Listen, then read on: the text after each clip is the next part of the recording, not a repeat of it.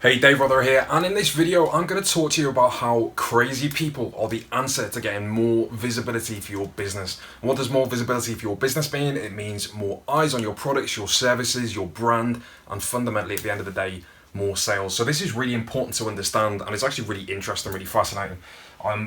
To best demonstrate this to you, I want to talk about how the evolution of content distribution has moved on over the last sort of 10 to around 50 years. So traditionally, the way content was distributed, if we think about like the kind of broadcast era when people didn't decide what content got shared, the only people that really decided were the people who were in charge, right? So somebody who's in charge of what went on primetime television would decide what was going to be focused on by the masses. So that resulted in essentially what was required was that around about 70 to 80% of people needed to find that content okay, that story, that whatever it was, to be okay, for them to carry on watching that and for that channel to be successful. This is the old way of content distribution. This has changed very much with the onset of stuff like social media, with internet interconnectivity, and people being liberated to make their own choices about what they share and what they engage with. So this is in fact the new way of how things get shared. It's only required that around about 10% of people who see that content really deem it relevant. But what they're empowered with is the ability to share it. So even though only 10% of those people find it relevant, if you can make that content way more provocative, way more interesting, way more relevant to them, way more niche if you're in the US, then it's going to be way more powerful, and you're going to be able to reach a considerably larger audience.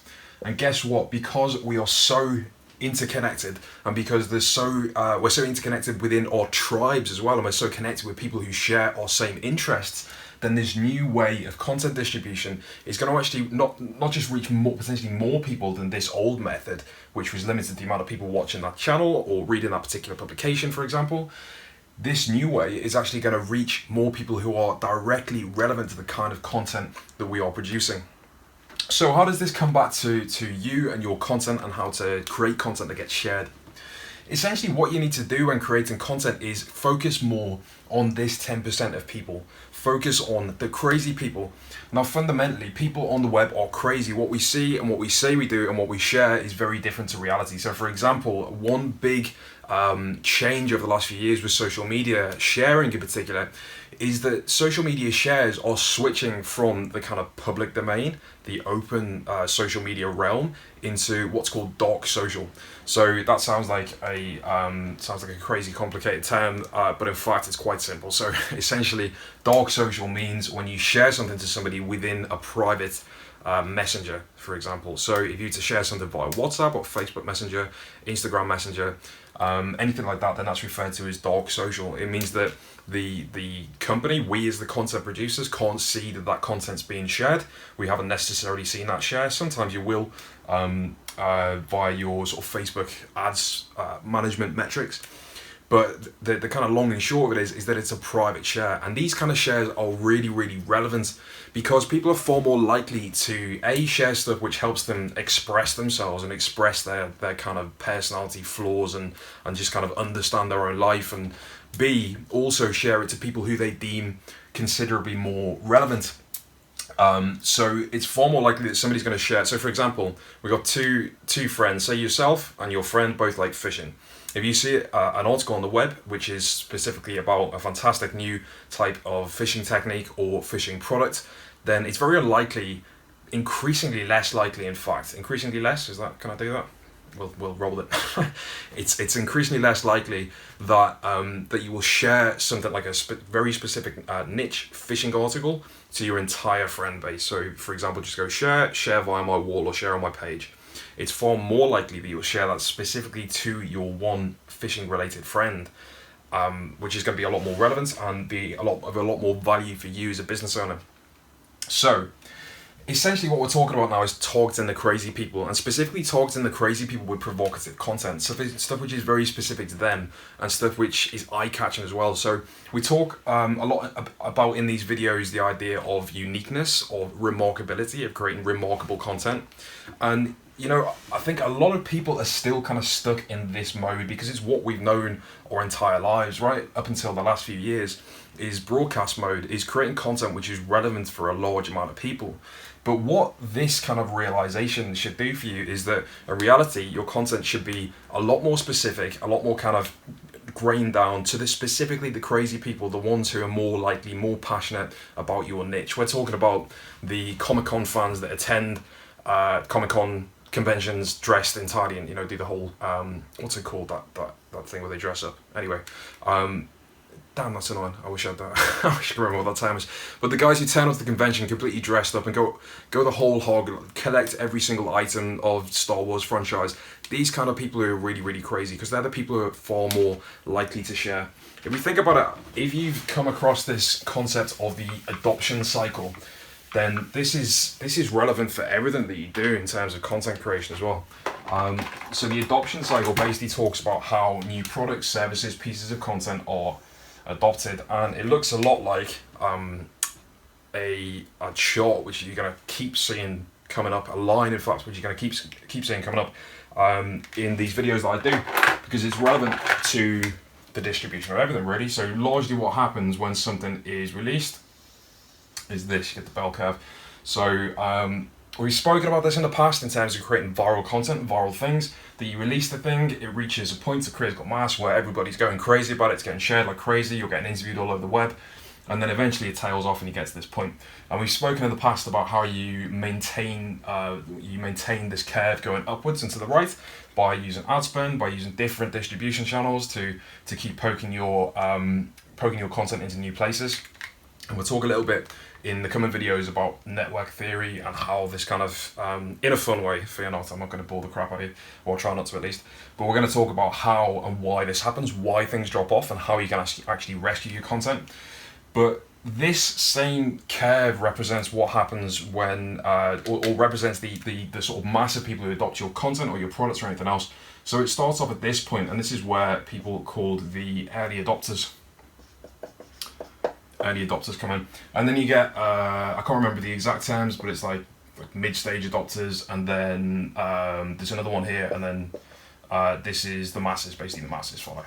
So with the distribution of anything, whether it be a new product, whether it be content, whether it be whatever, then it starts out, but before anybody else gets on board, you get the early adopters. You get these crazy people. These are the people who comment on stuff, share stuff.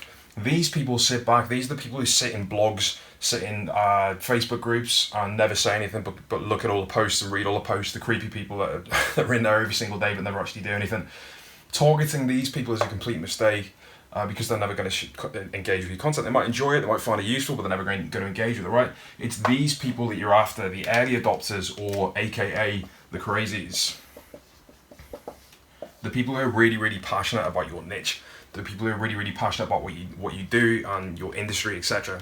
These are the people that you should be going at and ignoring these folks, the masses. Because then what's going to happen is these people are a lot more likely to share if you create provocative content, which is going to either divide their opinion, get them talking.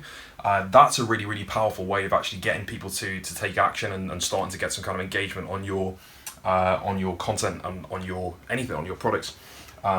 Get these people talking, get these people arguing. There's going to be, within. It's unlikely to find in the masses people who are really kind of vehemently have juxtaposed opinions, like have different opinions on your content or on what you're writing or on the product that you're releasing.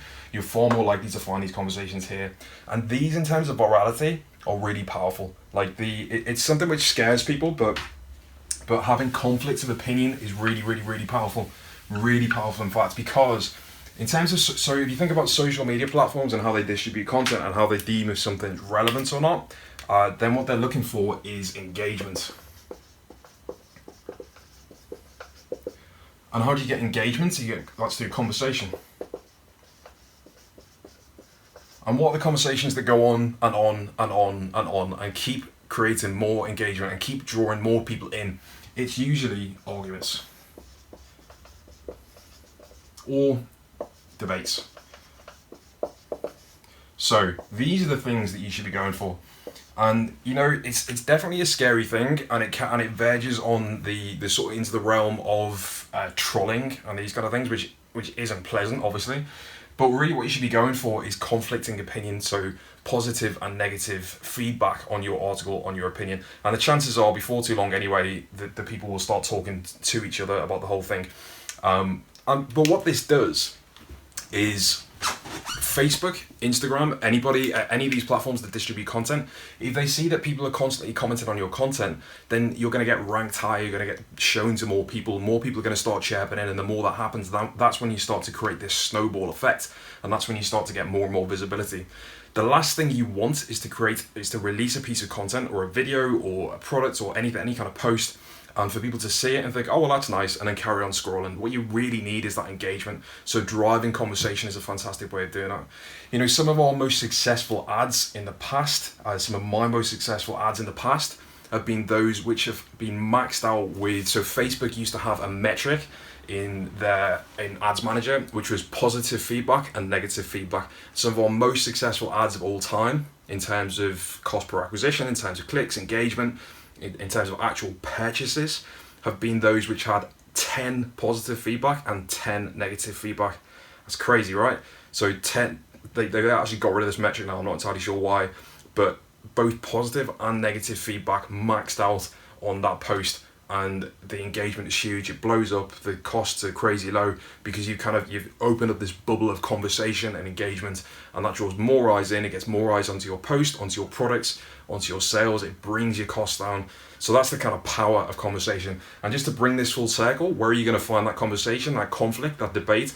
It's with the crazies, the people who are really, really passionate about your niche. So target those guys, and target those guys very specifically with provocative content.